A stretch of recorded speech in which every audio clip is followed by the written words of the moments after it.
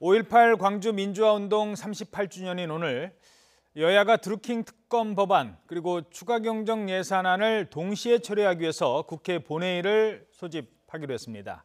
하지만 막판까지 이견이 좁혀지지 않고 있습니다. 오늘 예정대로 이 본회의가 열릴지 아직은 불투명한 상황입니다. 오늘 9시에 열린다는데요. 국회 취재기자 연결해서 자세히 알아보겠습니다. 조태현 기자. 네, 국회입니다. 자, 왜 9시에 열리는 겁니까? 네, 말씀하신 대로 정세균 국회의장이 오늘 국회 본회의를 밤 9시에 소집한다는 방침을 세웠습니다.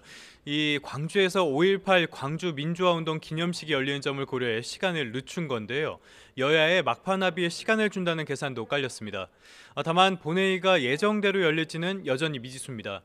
여야 사당 원내수석부 대표는 어제도 국회에서 만나 드루킹 사건에 대한 특별검사법과 추가 경정 예산안 협상에 나섰지만 특검의 활동 기간과 규모 등을 둘러싼 이견 때문에 추경과 관련해서는 제대로 논의조차 못했습니다.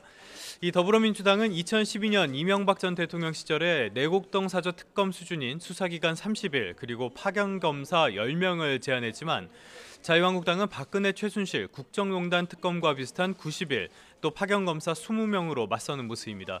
이들은 오늘 다시 만나서 막판 협상을 진행할 예정인데요. 추경 역시 어제 진행된 국회 예산결산특별위원회의 예산안 조정소위원회에서도 아무런 결론을 내지 못했고 조금 전부터 다시 회의를 열어서 논의를 이어가고 있지만 이견을 좁히기는 쉽지 않아 보입니다.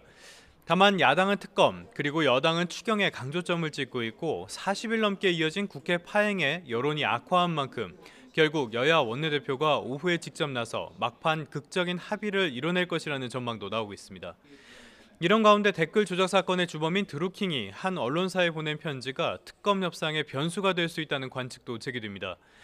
드루킹은 7,000자에 달하는 편지로 자신의 사무실에서 더불어민주당 김경수 전 의원에게 댓글 조작 프로그램인 매크로를 직접 보여주었고 댓글 조작을 허락해달라는 말에 고개를 끄덕였다고 주장했는데요. 당장 이를 두고 자유한국당 홍준표 대표는 그동안 검찰과 경찰이 사건을 은폐해왔다는 명백한 증거라며 민주당이 특검을 회피할 명분이 더욱 없어졌다고 공세의 강도를 높였습니다. 바른미래당 역시 드루킹이 김경수 전 의원의 꼬리에 불과하듯 김 전 의원도 여론조작 정권의 꼴이라며 여당이 특검법의 기간과 대상을 제한하려 해서는 안 된다고 강조했습니다. 반면 당사자인 김 전 의원은 황당하고 어처구니 없는 소설에 불과하다며 거리낄 것이 있다면 특검을 먼저 주장하지도 선거에 나서지도 않았을 것이라고 반박했습니다. 민주당 강병원 원내대변인도 YTN 라디오에 출연해 이미 드루킹은 정치 브로커에 불과하다는 점이 드러난 인물이라며 인사청탁을 거부당하자 퍼붓는 일방적이고 신빙성이 떨어지는 주장에 불과하다고 강조했습니다. 지금까지 국회에서 YTN 조태현입니다.